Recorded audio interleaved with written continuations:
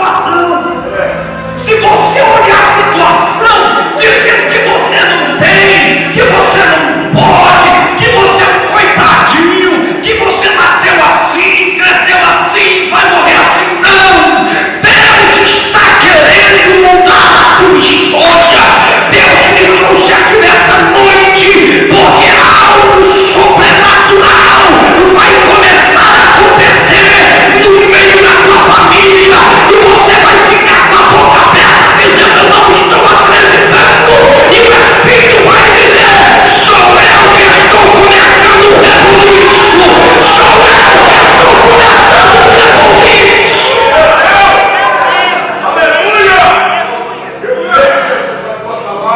Alguns anos atrás, eu pastoreei uma igreja numa cidade chamada Sarapuí. Pensa numa prova, irmão. Sarapuí foi uma cidade que eu e a minha esposa choramos demais. E eu louvo a Deus que cada vez que eu vinha para Paraguaçu, na presbiteriana renovada ali do pastor Helder, ou eu vinha na igreja central do pastor Josué, eu voltava para minha casa levando sustento para minha família. Itinerante, sem salário, sem nada, vivendo pela fé. E Deus me deu uma esposa extraordinária, mulher que amo demais. O dia que eu puder encher aquela mulher de olho, eu encho, porque foi uma menina que passou um estreito terrível comigo na aula, e nunca abriu o bico, irmão, para reclamar para sua mãe, para ninguém. Uma filha única, criada nas mordomias lá na cidade de Sorocaba, casa com um doido varrido. A vida do doido, tu dá risada porque não era tua, irmão.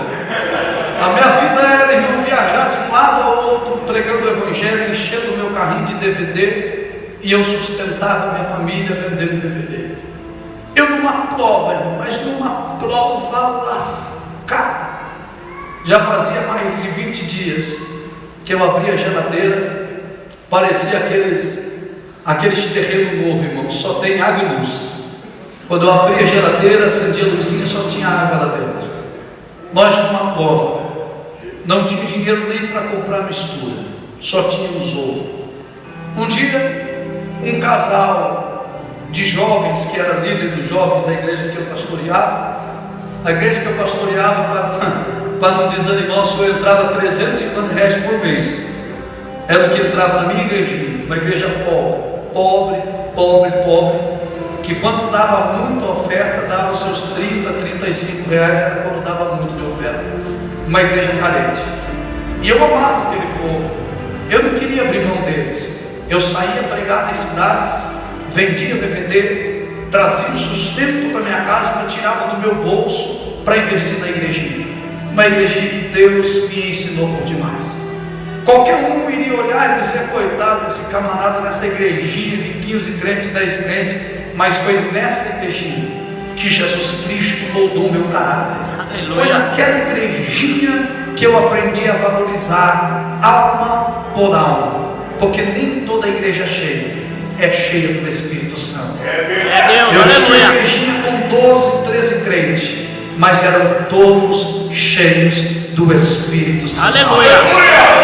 Uma igrejinha humilde, muito simples, mas já chegou o dia de passar a gente na frente da porta da igreja e cair endemoniado do lado de fora.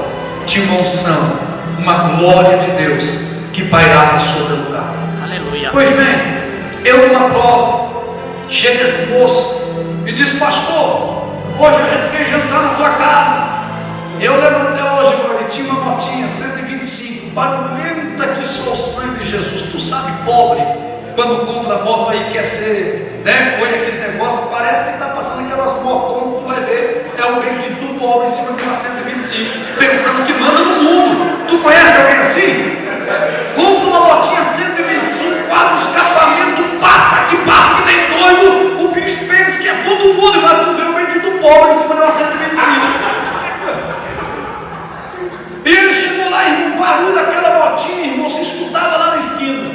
E quando ele acelerava, o pastor virava o rosto, virava a cara e acelerava. Parecia que estava 200 por hora, irmão. Se a frente estava 30 por hora, não tinha nem espaço para andar na cidade. Ele chegou e disse: pastor, a gente vai vir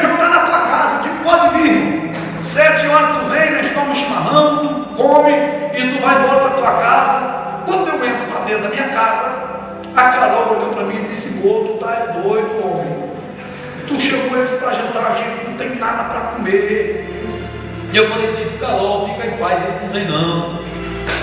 Fica quieta, calma o teu coração, eles só falam, eles não vêm não." E continuamos a fazer o negócio como se fosse hoje, Felipe. A gente tinha 2 ovos na geladeira. 2 ovos na geladeira. E eu continuei durante o dia nos meus afazeres. Irmão, quando deu mais ou menos umas 19 horas da noite, eu escuto aquele barulho do cão, daquele escapamento daquela motinha, filho de irmão. Eu olhei para a Carol e digo: "Jesus, faz esse posto passar direto, faz não para, não para, não para, não para." Parou. A Carol entrou em desespero. Minha esposa muito novinha. O dia que ela chegar aqui, não pergunte se ela é minha filha, que tu vai entristecer eu, amigo. Minha esposa é mais nova que eu. E quando eu escutando o barulho da moto, chegam os dois. A Carol entrou em desespero. A Carol disse: "Eu falei para tu que eles vinham e agora a gente vai dar o que a eles?" Eu digo: "Fica em paz, o que é que tem na geladeira?" "O que é que tem na geladeira?" "Tem 2 ovos na geladeira, rapaz, e não convido os outros para vir jantar em casa, que vergonha." Eu digo: "Vô, fica em paz."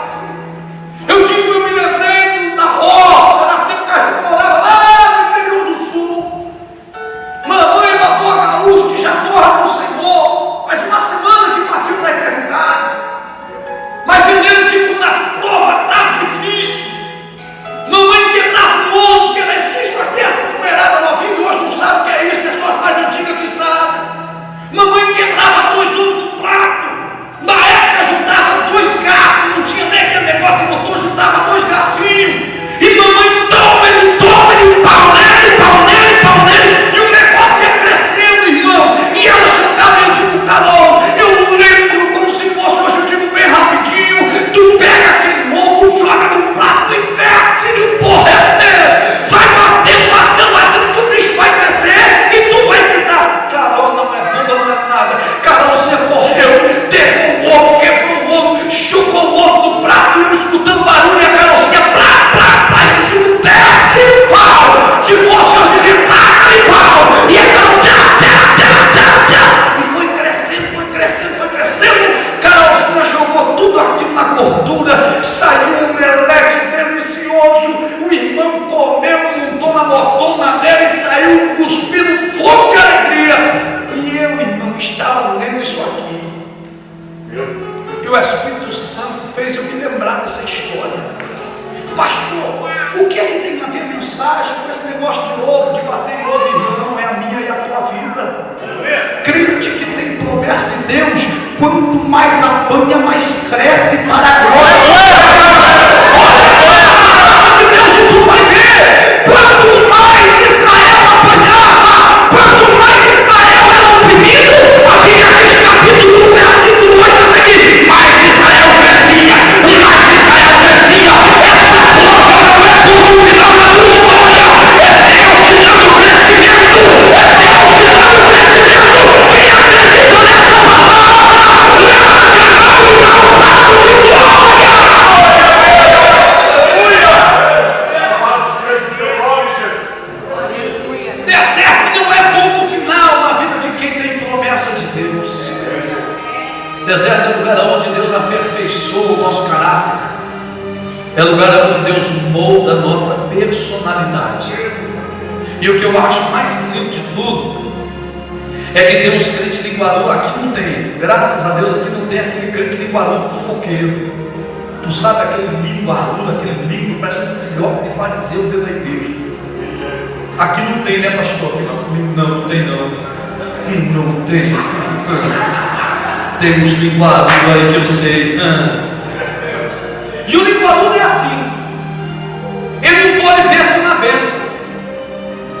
Se ele ver tu com uma roupa surradinha, se vê a gente que é pastor de sapato do lado, o perdido vai falar que a gente está em pecado. A situação do pastor, coitado, está em pecado, esse miserável. Se vê a gente andando bem arrumado, vai dizer o quê? Está roubando a igreja, está roubando, tirando dinheiro da igreja. Irmão, tal do crente que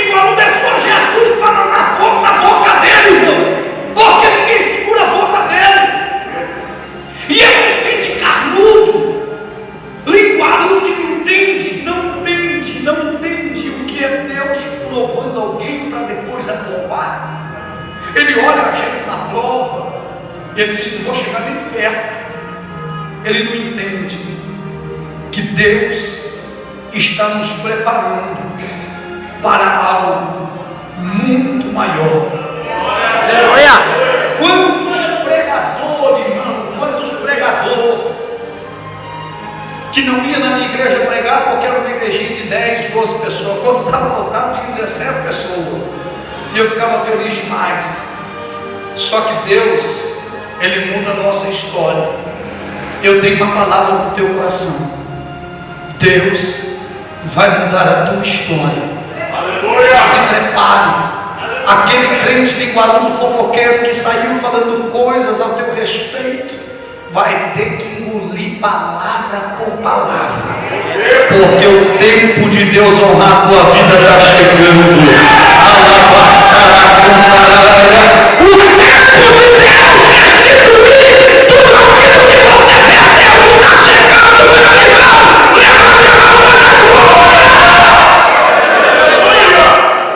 Deus poderoso. Israel vai crescendo, crescendo, crescendo, crescendo, crescendo. Faraó diz: não tem jeito, não há quem peça o crescimento desse povo. Então começaram a oprimir, e a Bíblia diz que Israel começou a clamar, começou a orar ao Senhor de Israel. E Israel dizia: Deus de Abraão, Deus de Isaac, Deus de Jacó, ouve as nossas orações e nos livra. E aqui entram algumas qualidades de Deus. Primeiro, Deus vê. Olha para o teu irmão e diga: Deus está te vendo. A Bíblia diz que Deus viu a nação de Israel em desespero.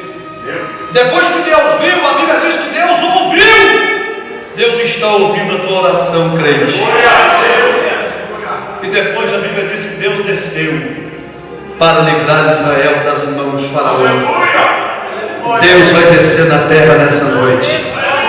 Deus vai mudar o teu cativeiro. Deus vai abençoar a tua vida, porque Ele é fiel nessa terra, e a tua vitória está chegando para a glória do Senhor.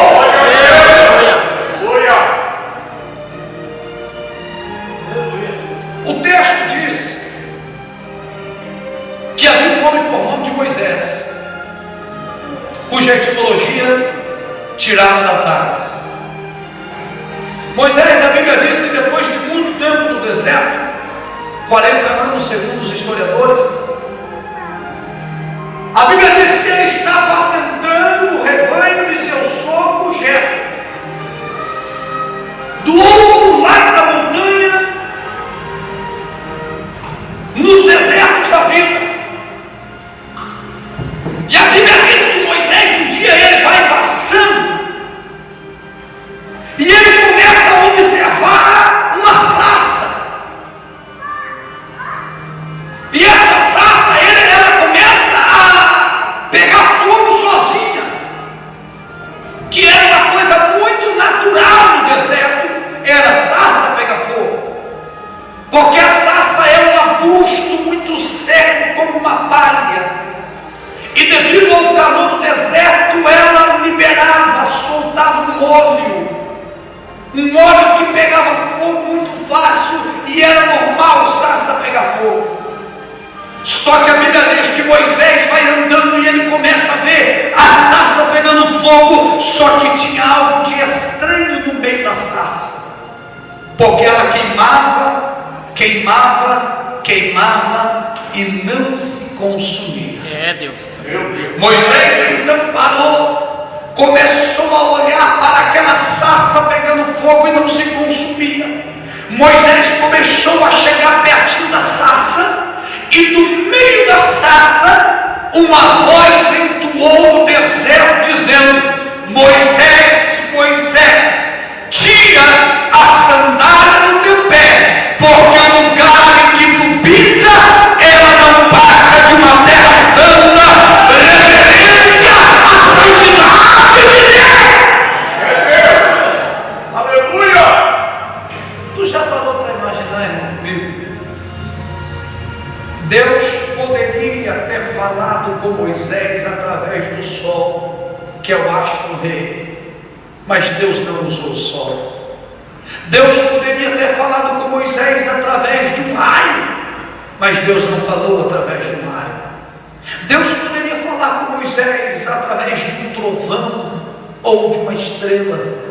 Deus usou uma simples sarça. Sarça era um arbusto que ninguém dava valor. Ninguém, pastor Ricardo, ia fazer um jardim na casa e plantar um pé de sarça no jardim. Sarça era uma praga que não tinha serventia para nada. Tem fase na nossa vida em que a gente se sente uma sarça, e algumas pessoas com o narizinho empinado, que se sente a orquídea cheirosa, nos olha com o narizinho empinado e nos trata como uma simples sarça.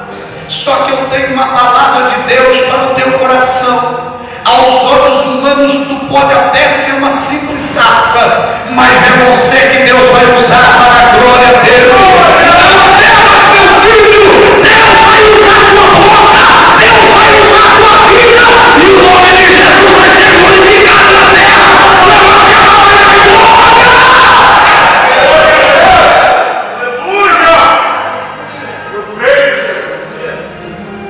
Um diálogo inicia-se entre Moisés e Deus. E o Senhor então fala para Moisés: levanta-te, vai ao Egito. Leva uma palavra minha para aquele povo e diga para eles que eu estou libertando eles. A Bíblia Sagrada diz que Moisés questionou a Deus, dizendo ao Senhor: se eu chegar lá, eles vão me perguntar quem é que está me enviando, e eu direi o quê? E Deus diz para Moisés: diga a eles que o meu nome para eles se chama Alá Serrei Alavie. Alá Serrei Alavie no hebraico para o português é eu sou. Aleluia! Toda classe gramatical na língua portuguesa, quem ainda estuda aqui? Levante a mão quem ainda estuda. Tu estuda. Só os três estudam? Tu também estuda?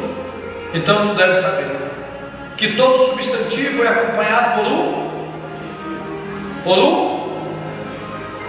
Olha, o bicho dá risada aqui só. Que vergonha, meu Deus. Eu não sei, Jesus. Adjetivo ou um verbo. Se eu falar para vocês hoje eu sou, tu vai usar aquele objeto direto. Quem lembra do objeto direto? Tu lembra? Tu não lembra de nada, rapaz. Tem cara que não lembra de nada. Na língua portuguesa a gente tinha aquele objeto direto, o número do sujeito, objeto direto. Tu lembra disso aí? E no objeto direto na língua portuguesa a gente usava a pergunta o que, quando era objeto direto, e a quem, quando era objeto indireto. Chacoalha a cabeça com quem que eu Se eu disser para vocês hoje eu sou, a pergunta a ser feita é: tu é o quê? Eu posso te dizer eu sou feio. Felipe, concordo. Eu sou careca. Eu sou gordo. Eu sou inteligente. Mais ou menos, esse bicho é terrível. Tem que ter um adjetivo acompanhando o substantivo. Agora, quando Deus, presta atenção que isso aqui eu brinco, mas isso aqui é forte demais. Quando Deus está falando com Moisés, o meu nome é eu sou. Moisés poderia olhar para Deus e dizer: mas o Senhor é o quê? E Deus diz: eu sou o que sou. Deus estava dizendo para Moisés: eu sou o que eles precisavam.